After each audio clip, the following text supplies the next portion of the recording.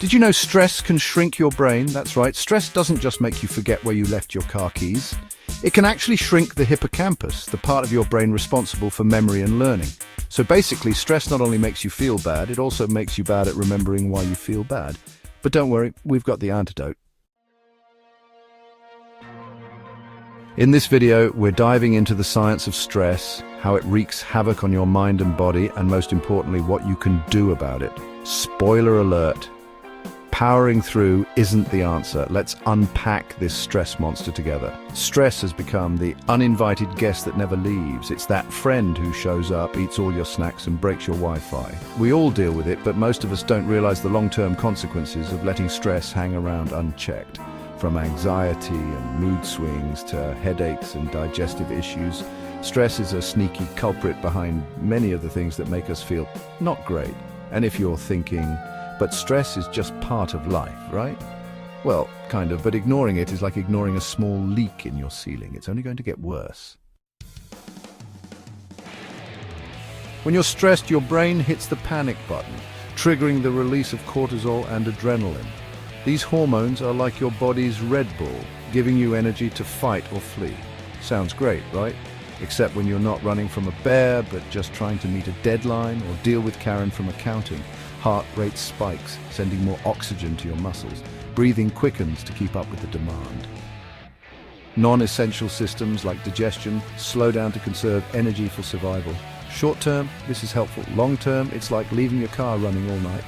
It's going to drain your battery. And by battery, we mean your body.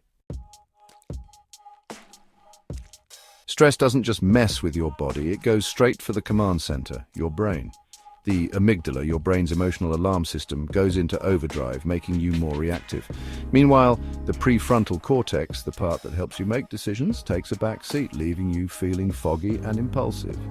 Prolonged stress can even shrink the hippocampus, which is why chronic stress makes it harder to learn and remember things.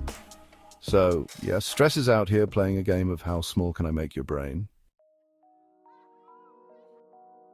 Stress isn't just in your head, it's in your entire body, and it's not playing nice. Heart problems. Chronic stress raises your blood pressure, increasing your risk of heart disease. Weakened immunity.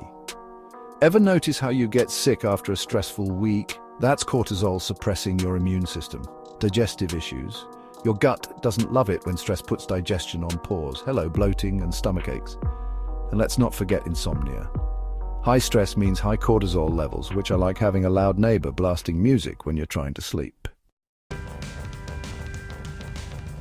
Take Sarah, a working mum who felt like she was constantly running on a treadmill going nowhere.